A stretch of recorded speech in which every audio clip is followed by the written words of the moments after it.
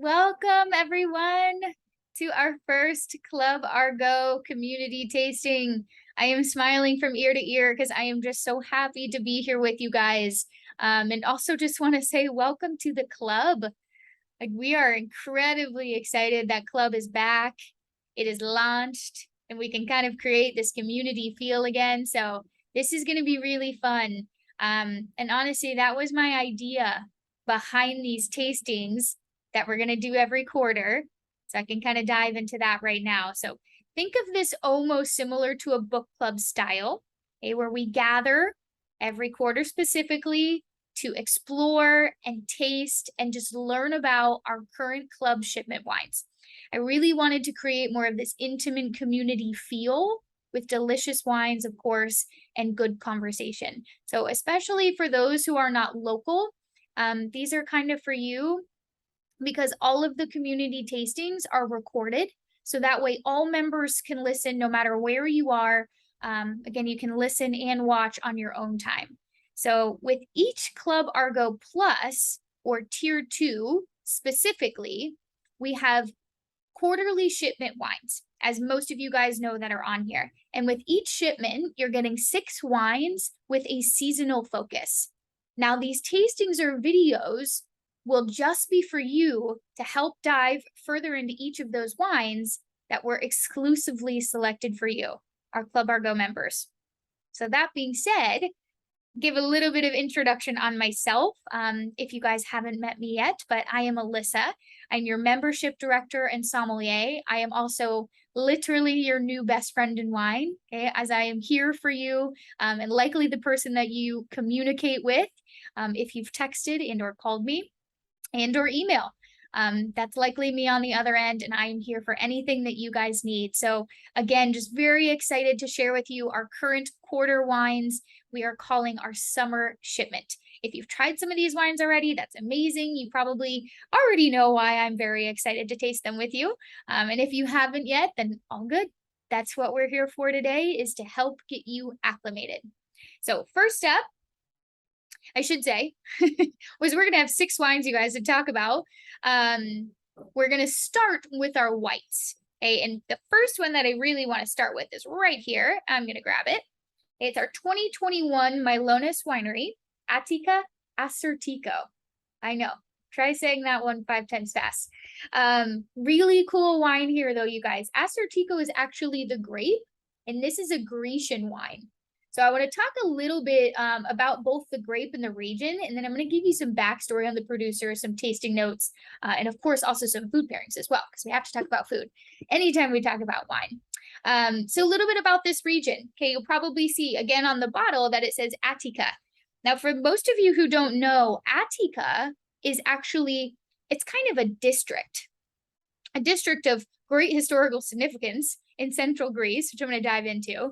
But it's a district that's sort of surrounding the city of Athens. So if you look at it on a map, if you were to Google Attica, it literally almost encompasses the entire city of Athens. Pretty cool. And it's kind of located just north of the Peloponnese Peninsula, and it's right on the edge of the Aegean Sea. Okay, but district home to the city of Athens. Now, the reason I mentioned kind of great historical significance, which is really cool, and actually something I was reading up on earlier, but it strongly takes history in the Greek mythology surrounding wine. So this is where it's believed that the god of wine, Dionysus, introduced winemaking to an Attican mortal named Icarus. Not to be confused with the more famous Icarus, but another mortal named Icarus in exchange for his hospitality. So again, this region, you know, as a whole, as a district, maintains some historical significance for wine and the wines that they create there. Pretty cool. Now, a little bit about the grape. Again, Acertico, it's right on the front of the label. Okay, right there. It's a rare grape in terms of vineyard area. It's not grown all places, specific environments, right? Specific soils that it can grow, but it is quickly picking up acreage throughout Greece.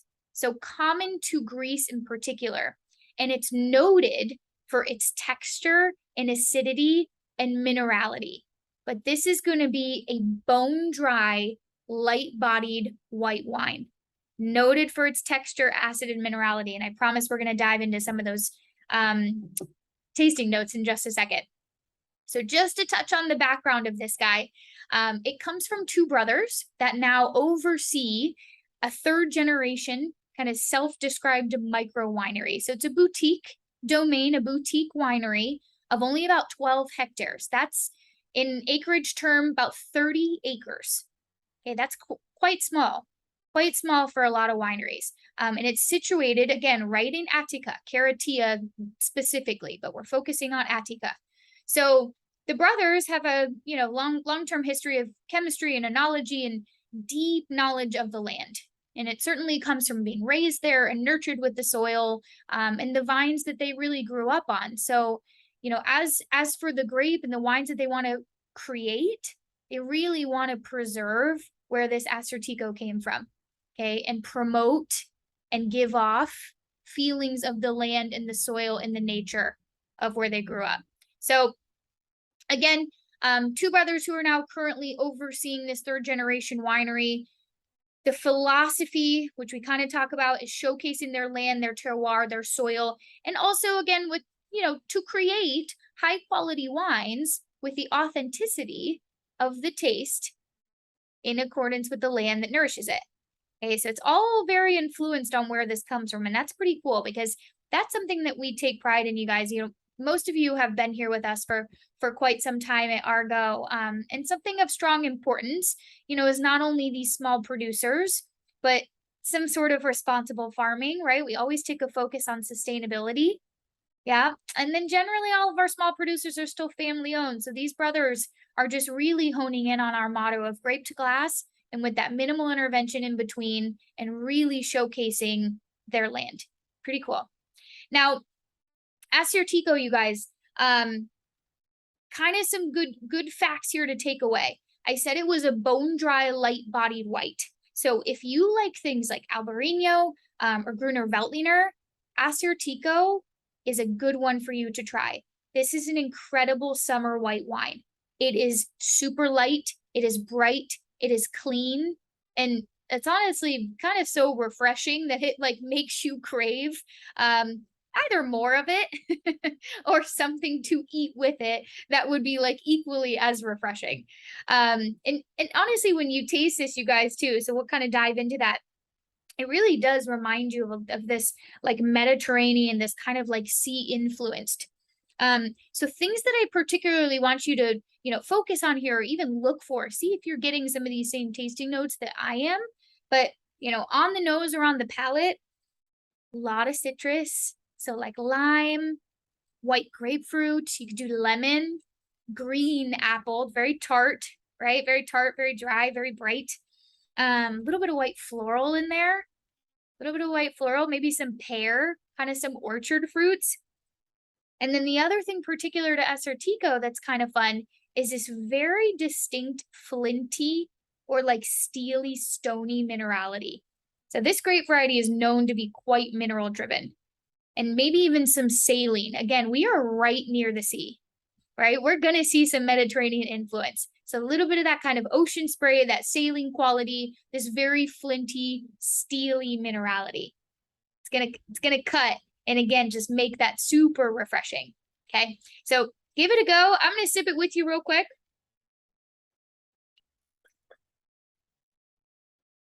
I mean, I don't know if it's as hot where all of you guys are watching this right now, but this is perfection.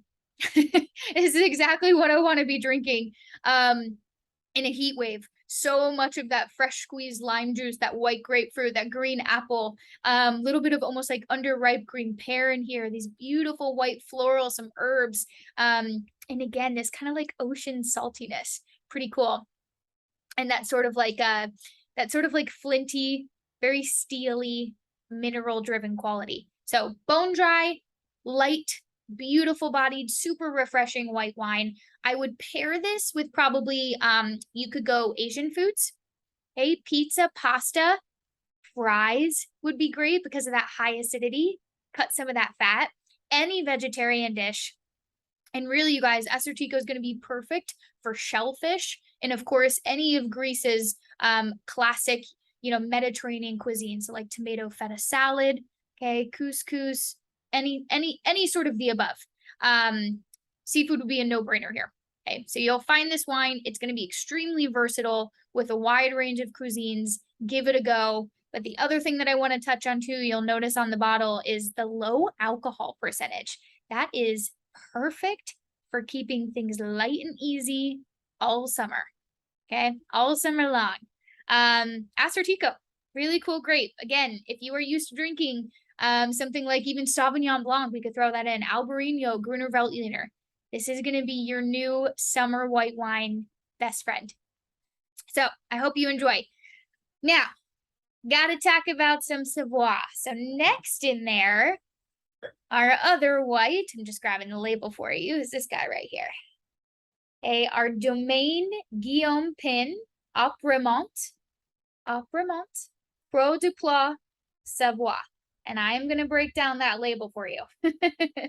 I promise I'm going to break it down. So Apremont, okay, is actually kind of talking about a specific region within the Savoie wine region. So again, I always want to start with just like a little bit of background of where we even sit in the world, because I know that can be quite confusing. So Savoie, you guys, is a tiny wine region located in the French Alps. Okay, in the French Alps. And Savoie in particular borders Italy and Switzerland to the east. So if we're looking at a map of France, we kind of have the Rhone Valley, or maybe start of the Rhone, which we can kind of consider a major city called Lyon, Lyon. And so if you go out to the east, you've got the Rhone French Alps. That's right where Savoie sits. And if you keep going out to the east, it's going to border Switzerland and Italy. So it's in the Rhone French Alps. Stunning, stunning, tiny wine region. I actually recently visited there earlier this year in May, and I was blown away. Absolutely blown away. I mean, some of these grape varieties, I feel like most people don't normally hear of, and that's okay because they are super uncommon. And I think, again, just maybe confusing to a lot of consumers because they don't know what it is. And so that is exactly why we wanted to throw a wine like this in here, because we are obsessed with this. I mean, we're obsessed with all of these wines, but this is certainly no exception. Such a good wine if you love something like Chablis or even Sancerre. I know a lot of you guys out there do love both of those wines. So Savoie is going to be your filler for that. The grape variety here is actually called Jacquard. Nobody's being tested on this. But Jacquard is the region's most widely planted grape variety. Okay, so it is a white wine. Jacquard is the grape. It's the most widely planted grape in Savoie, and actually accounts for about 50% of the plantings. So when you drink this Savoie, it's early drinking. Okay, you want to drink it as it's been bottled. We want it young. Not too much age on that, because we want to keep it refreshing. We want to keep it bright. We want to keep a lot of those primary fruits. You're likely going to see it lower alcohol. Again, we're sitting in the French Alps. It's going to be a really cool climate. So generally with a cooler climate, we're going to see our alcohol stay lower and our acids stay higher. So this is going to be just another kind of similar to the Assortico, a little bit more body and texture in there, but very lively, bone dry, higher acidity white wine. And flavors here can really range, from white florals, fruity with pear and grapefruit and apple, okay, and even other common things that we've talked about with, that we might even see with like Chablis or Sancerre, Meyer lemon, bright apple, white peony, whetstone. We're going to cover some of those tasting notes. But again, my Chablis and Sancerre drinkers, okay, this is going to be for you. So a little bit of background on this producer, and then I promise I'm going to sip it with you. Domaine Guillaume Pin, actually founded by Guillaume's father back in the early 1970s. Okay, but since 2001, Guillaume has taken over and has expanded his domain from 3.5 acres to about 10. So if we said our Assortico was 12 hectares, right? That's about 30 acres. 10 is going to be around 25, which is pretty crazy. These are really, really small vineyard plots. Okay, small domains.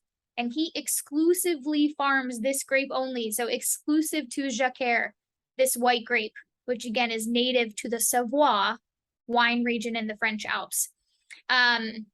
So Croix de Ploix, this specific vineyard that's listed on your label there, it's actually composed of mostly what we call Kimmeridgian clay or Kimmeridgian soil.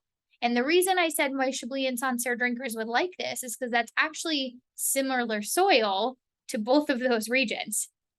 So it's a very unique terroir diversity that allows him to produce these kind of complex and fresh wines, very typical to that area.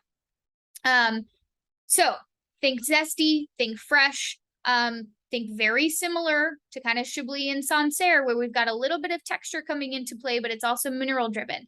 That lighter, higher acid white wine. Cool. Fun thing about this domain too, he's actually been certified in HEV, which is called high environmental value. And he's been certified since 2020, so just 2 years ago. But it's a really cool French certification system that encourages farms and vineyards to focus on increasing biodiversity and decreasing negative environmental impact. Okay, which again, honing in on things that, producers in wines that we want to source for you guys is exactly that. This focus in sustainability, biodiversity, minimizing environmental impact, small producers, hands-on wines, minimal intervention. I mean, Domaine Guillaume Pin, Lexi, our director of imports, found him, and it was just, it was a no-brainer. So they're doing an incredible job. Guillaume Pin's wines literally drink like Premier Cru Chablis for the price of Sancerre. I think you guys are going to be a huge fan of this. And again, I hope as you taste it, you're transported to the French Alps a little bit, especially with that mineral driven, this kind of like glacial water influence, which is just really cool. So I'm going to sip it with you real quick, talk about a few tasting notes. I mean, even just off the nose, you guys, reminds me so much with those similar soils. Okay, a lot of lemon zest. Good white floral quality here, green apple. This bit of limestone, okay, that we generally talk about too with Chablis and Sancerre, this limestoney quality. Give that a taste. I mean, you can't go wrong, you guys. Wow. Organic, hand harvested, all native, everything right from the vineyard. Only 150 cases that baby produced. My mouth is exploding. That is so flavorful, so delicious. That acid is insane. Food pairings for this, I'd go pizza, pasta, anything to cut a little bit of fat. Seafood, lobster. You could do crab. Kind of any shellfish that's a little bit heavier in there too. Shrimp. And vegetarian. I mean, anything goes with this, guys. This is another really low alcohol, perfect summer white pairing that you could have with quite a few different food pairings and or just enjoy on its own. Totally up to you. But really cool wine. So that's Savoie. A little bit about that grape and producer. Both of these first two whites are just stellar. If you've never heard of those grapes, again, exactly why we're doing this tonight, to talk about them a little bit, but really, really cool, just versatile, light white food wines and or enjoyable by themselves, easy sippers. So that's going to lead me into our last white, which I'm also very excited to talk about. I really can't contain my excitement for any of these, which is why we sourced them for you. Such cool wines here. Just really cool stuff that, you certainly can't find on grocery shelves, and definitely hard to come by. So third up, it's going to be our last white. Okay, last white wine, and the heaviest of the bunch. But I don't want you to mistake that term heavy, because it's really not. It's really not that heavy. It's just going to be your heaviest white of the three. Okay, and that's the 2020 100 Suns Old 8 Cut Chardonnay.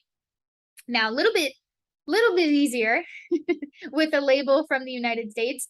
I know, European labels can be quite confusing.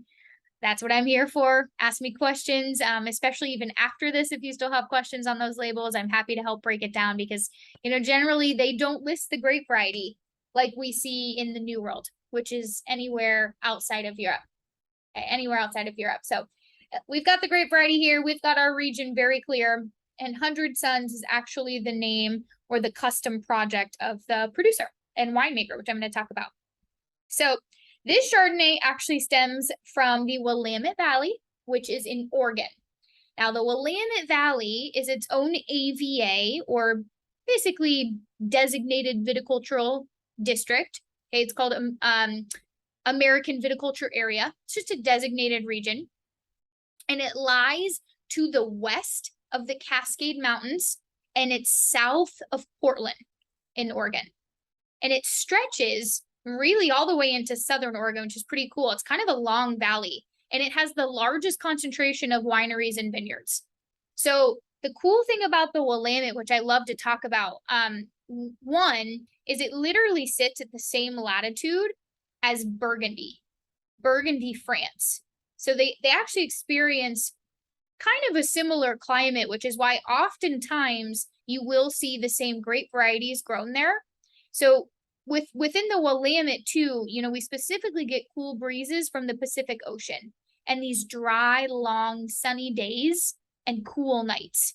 So it really is prime territory, similar to Burgundy, France, to grow those Burgundian style grapes, which is like Pinot Noir and Chardonnay, which is, again, one of the ones we're going to talk about right here, which is a Chardonnay. So, gosh, I think first plantings back in the Willamette were like in the 1960s. And this region has significantly grown.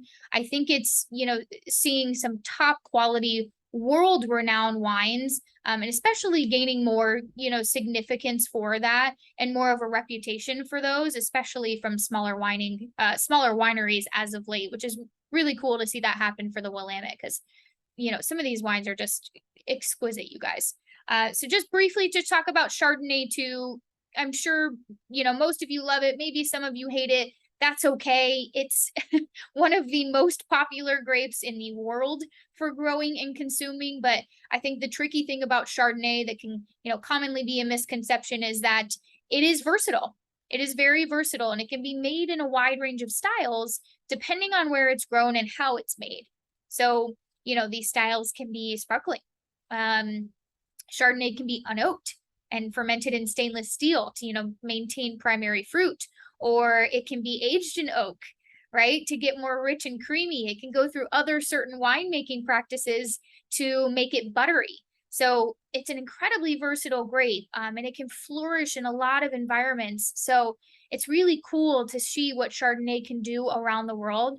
And I encourage you, if you generally don't think you like Chardonnay, one, highly recommend opening this baby up because I think you're going to be blown away. But two, just try it from a few different regions. So maybe try one from California, try one from Oregon, try one from Lake Burgundy. And I guarantee they're all going to taste a little bit different. They're all going to be a little bit different. So it's just really interesting with that grape because it can be oaky, it can be buttery, it can also be very lean and very mineral driven.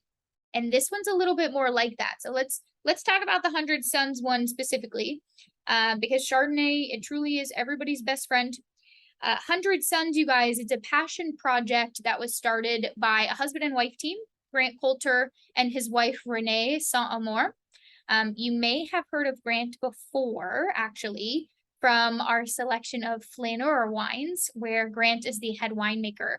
So in 2015, Grant, they sold their house in Portland and kind of moved to the Willamette Valley, and so that they could build the 100 Sons project. And eventually, while during this process, Grant was actually at Beaufrère. He was the overseeing or head winemaker at Beaufrère for about 10 years, which is really cool, and learned a ton, in his tenure there before he switched over to Flaneur wines, and of course began creating these wines for 100 Sons. So I think it was about in 2018, they bought a property in Eola Amity Eola-Amity Hills, which is, again, kind of one of those designated regions within Willamette Valley, which is pretty cool. So it's like its own designated vineyard region, where the 50-year-old vineyard was kind of farming and being planted. So it's been a really wild and kind of beautiful adventure for this husband and wife team, which we are so fond of. They are incredibly cool people, and Grant is just an insanely talented winemaker. That if you've had some of his Flannery wines before, this is a real treat. The 100 Suns is incredibly hard to come by. We are so lucky to have gotten our hands on a little bit of this, again, to offer just exclusively to our club members. So definitely give this one a go. Grant does all organic farming practices here. Native yeast, again, unfined, minimal intervention. It's everything we could possibly want and more. So let's taste it, you guys, because I am ready. Tasting notes for this guy. Certainly we're going to talk about apple and orchard fruits, and some of our citrus too here, but distinct differences from our first two whites that I'm sure you guys are going to pick up on and notice right away is kind of the ripeness of the fruit. So with Chardonnay, we're going to see a little bit more of these kind of yellow tendencies come into play. So it's sort of like bright yellow apple, a little bit more Meyer lemon. Okay, just almost like slightly more ripe, a little bit more of like sweetness to that lemon, which is pretty cool. Definitely some white floral quality still. Absolutely. And this almost a little bit of almost like an evergreen character. It's super interesting, but totally unique to, I think, where this is coming from, right in the Eola-Amity Hills. And definitely some stoniness. It's a little bit more like a wet stone here, though, and I'm going to talk about that because it's very distinct. But I'm from Florida, so I'll break that down for you. Other things to touch on, you guys, is we're going to look at maybe a little bit of oak influence here, right? So just throwing in some of those baking spices, maybe some like fresh vanilla bean kind of character here, which is pretty cool.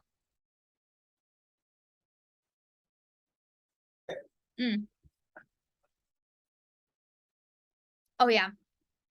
When I first tasted this, and when we were just tasting this as a team recently, every single one of us looked at each other and we were like, that's Burgundy.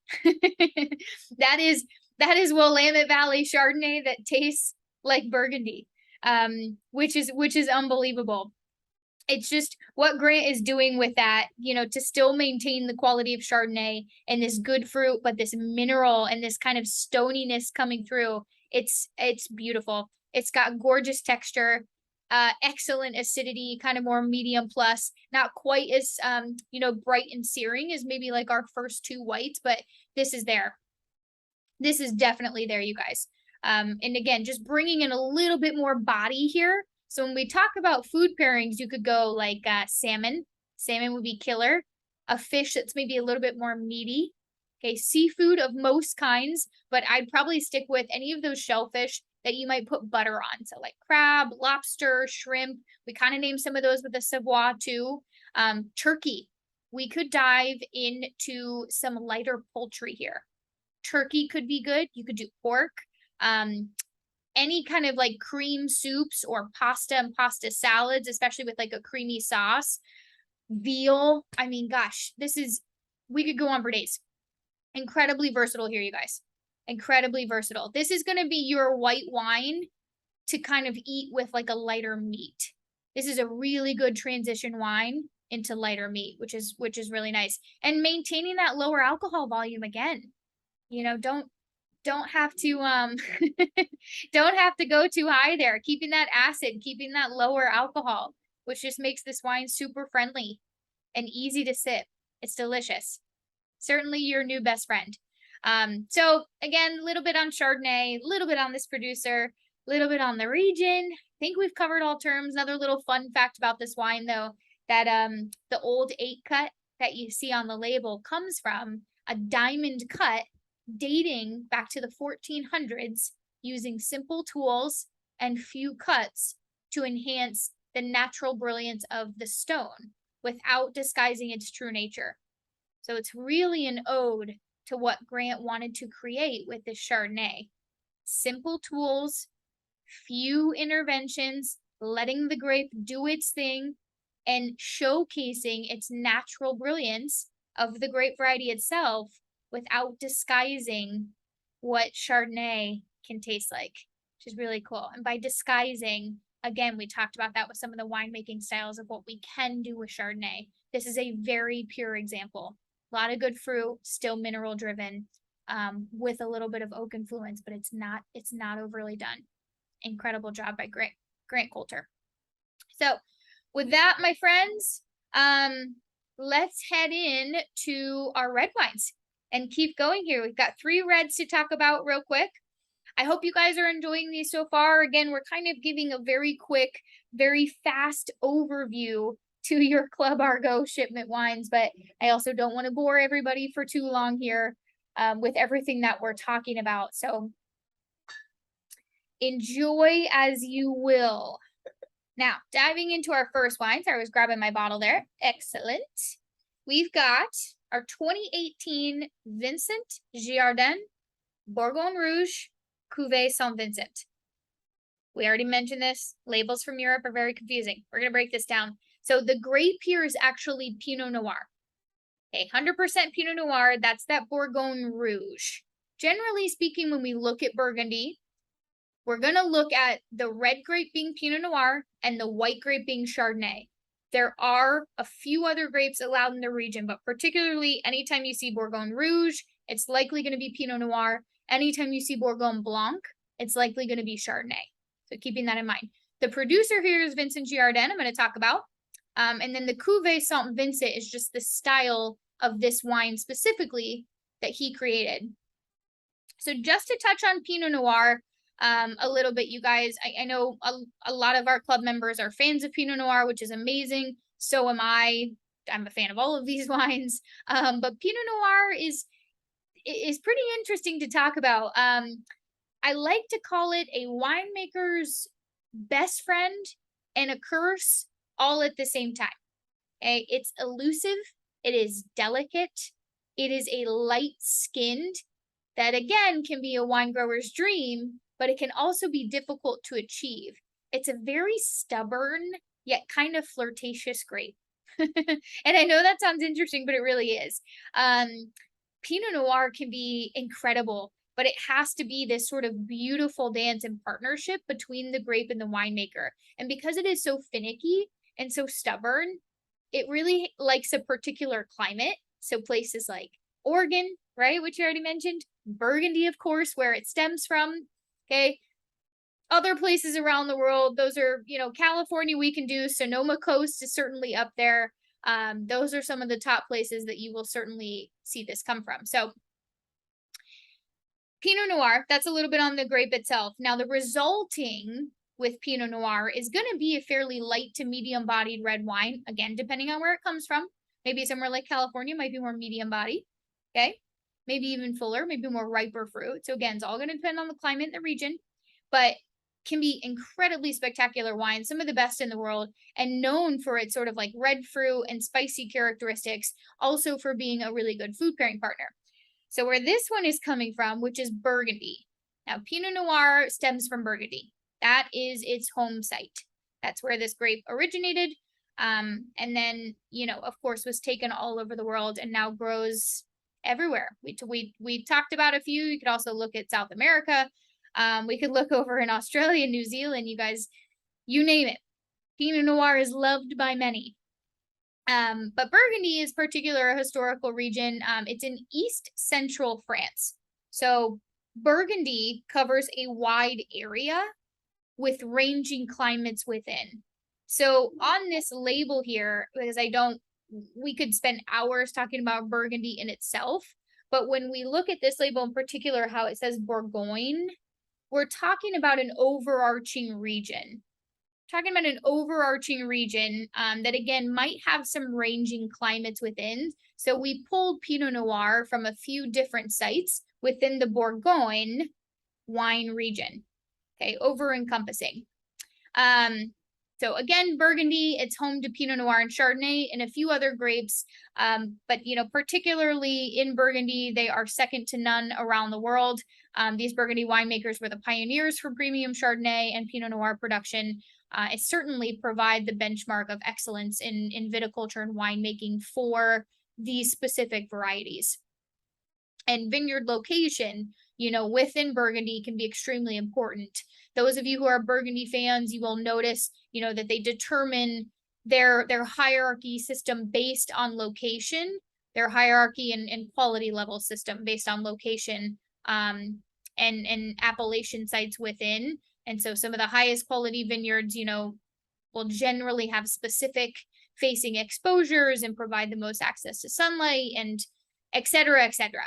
So it's a really cool, fascinating region that we can always dive into more. But long story short, this is from Burgundy. The grape here is Pinot Noir. And the producer, again, Vincent Girardin, which we will mention right now.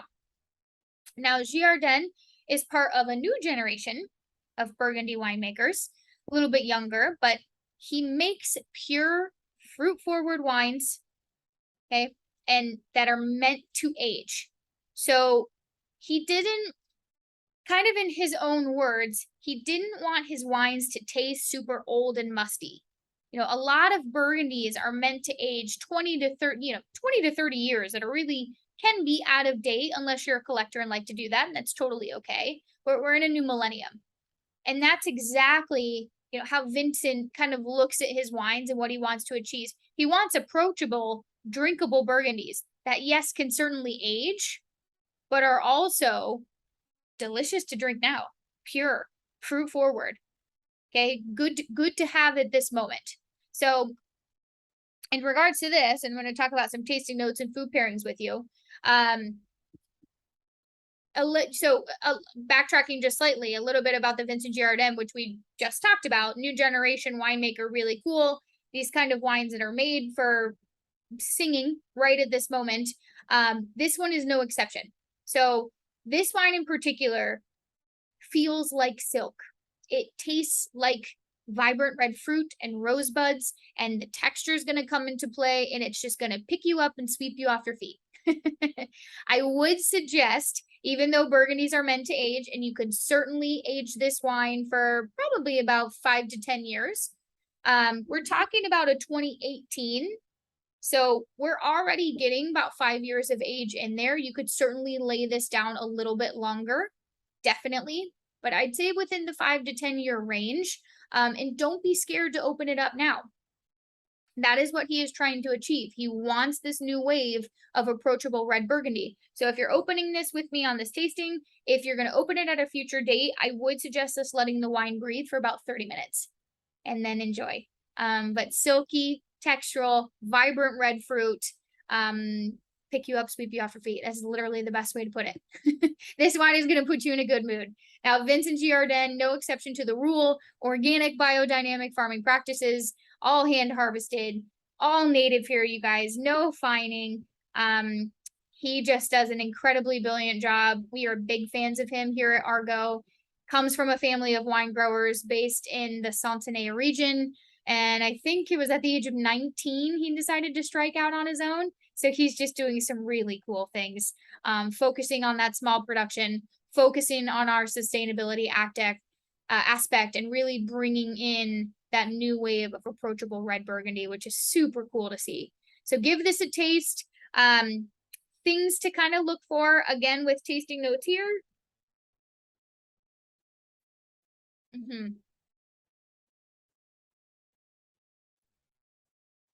Outstanding. Bright raspberry, cranberry, pomegranate, cherry, don't miss it. And it's almost kind of like, it's interesting. It's almost kind of got this like freesia or like freeze dried sort of texture to the fruit. And a little bit of red floral in there, you guys, like hibiscus. Okay, but also pulling in some of those earthy qualities, which is very prominent to Pinot Noir, mushroom, and this kind of like wet organic earth, which is delicious, even though it doesn't sound like it is. Really, really, really cool wine though. Food pairings. Food pairings for this wine in particular, I would think salmon. You could definitely do a heavier fish here. Definitely do a heavier fish, duck, barbecue, any sort of light poultry, turkey, pork roast, roasted chicken. You could do tacos. And if you want to look at, and charcuterie and cheese, you guys, absolutely. And if we want to look at veggies, focus on any root vegetables. So mushrooms, beets, eggplant, truffles, all would be fantastic with this Bourgogne Rouge, 100% Pinot Noir. Okay, our young Burgundy here. And again, drink it now, decant it for 30 minutes, open it up, and or save it for a few more years. The choice is certainly yours. Hope you guys enjoy that. I am loving this so far. I am absolutely loving tasting these with you. This is incredible. So moving on, you guys, we are almost home. We've got 2 more red wines here. Let me go ahead and grab it. We're going to move on to the Piazza. So it's the Piazza Ballard Canyon Estate Syrah. Okay, 2020. Fun fact about me. Syrah is my favorite grape variety. If I had to pick a favorite child, Syrah would be it. And I generally don't pick favorites. I am going to talk about the grape, but I am a huge fan just because Syrah is incredibly versatile, and I think most people just don't know about it. And if they do know about Syrah, they might have a misinterpretation in their mind of a specific style of Syrah. Something maybe like Shiraz, which is the same grape, but in, somewhere like Australia, they call it Shiraz. So Syrah is one of the noble grape varieties, and in fact may have one of the oldest geography and histories. These vine origins are thought to date back to one of the world's earliest wine producing regions, which is the city of Shiraz in the Middle East. Pretty cool. So this grape variety in particular is now worshipped in my favorite Rhine region, where I also visited in May, which is the Rhone Valley. And we mentioned this whenever we talked about the Savoie, which was in the Rhone French Alps. So the Rhone Valley, you guys, sits just south of Burgundy. So if we said Burgundy was in central east France, just south of Paris, Rhone is kind of like southeast. So just south of Burgundy and the eastern side, starting around the major city of Lyon. And you've got northern Rhone and you've got southern Rhone. But we're talking about the country France.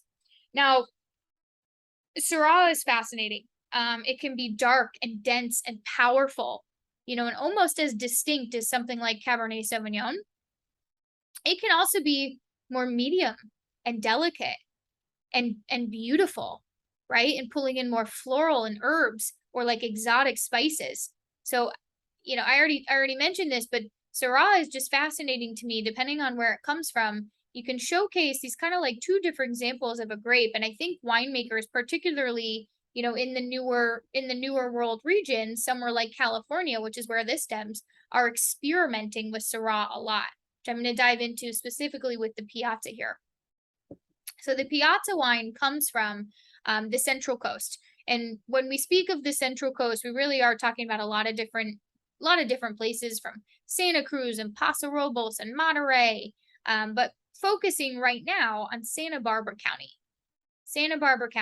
And specifically within Santa Barbara County, we're looking at the Ballard Canyon, which is its own AVA within Santa Ynez Valley.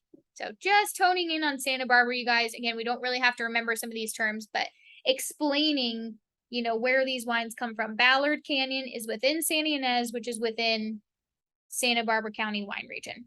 Pretty cool. So super small little area. Certainly good for growing Syrah and some of our other heavier grapes like Cabernet Sauvignon, even Merlot there, Zinfandel, other grape varieties that you might see. But the cool thing about the Central Coast, which I just want to touch on, and specifically Santa Barbara, which is a Team Argaux favorite region, we visit there all the time, but Santa Barbara wine region sees a ton of cooling influence. So even within the Santa Ynez Valley or Santa Rita Hills and Santa Maria, we have all these different areas that are kind of tucked away, but see a ton of cooling influence and protection from mountain ranges. So wind and fog and cooling air that blows through the valley and creates a lot of different microclimates in the area which is why we're able to grow so many different grape varieties. Really, really cool region if you guys haven't been yet. We actually also, for our members only, you do have an exclusive go-to itinerary that we've created.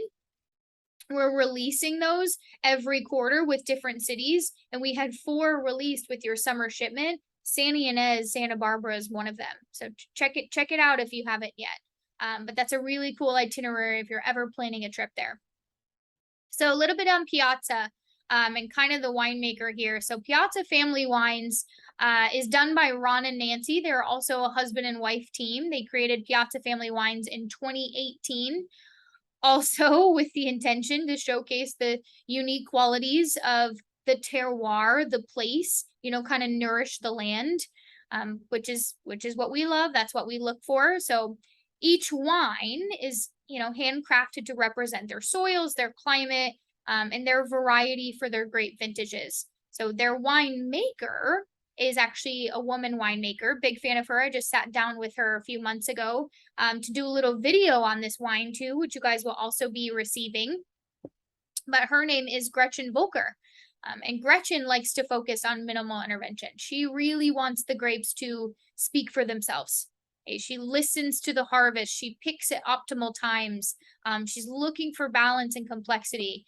And she is a super cool human being that is putting out some really stellar wine. So she's really crafting with a true sense of place and the grape that is growing there. Now, just touching on the Syrah while we're on farming practices, this is also certified organic. The cool thing here that I was mentioning with winemakers experimenting a little bit with Syrah is this is 40% of what we call whole cluster. So you guys don't really have to remember that, but it's a style of winemaking that is creating these really fruit forward wines, like so drinkable now, perfect for summer. And I'm going to talk about the tasting notes right this second, but because of the winemaking style here, because it's making it approachable, okay, and a little bit less heavy, and the tannins are more medium, the body is more medium, it's a little bit more like bright and refreshing. This is a really good chillable red. Really good chillable red. In fact, while we're talking about chillable reds, all the red wines you guys have, even that Bourgogne Rouge, we just tasted that Pinot Noir, they're all chillable. That's why we put them in this summer shipment. That's why they're here. Each one of these red grapes and red wines that you have can withstand a little bit of a chill on them. So I encourage you, put them in the fridge. Leave them in the fridge. Maybe pull them out about 30 minutes prior, 20 minutes prior. Leave a bit of a chill on them and give it a go. Taste for yourself. See if you like it with a chill. See if you like it without. But they can all withstand it for sure, which is why they're perfect in summer. Syrah is also a really good barbecue wine, which we're going to talk about. So key kind of tasting notes here, you guys. Again, because of that winemaking style, we've got a lot of fresh, just bright red and dark fruits. So raspberry, blackberry, blueberry, cherry, right? Okay, touch of almost like this cherry cola in here to me. Just a little bit, but it's really cool. We want to throw in those exotic spices, and this almost kind of like underbrush of herbs. So clove, dried herbs, good mixture here. Little bit of pepper and spice, which is so nice. And I'd also throw in a little bit of almost like dried cacao powder, which is pretty cool. So Syrah, give it a taste.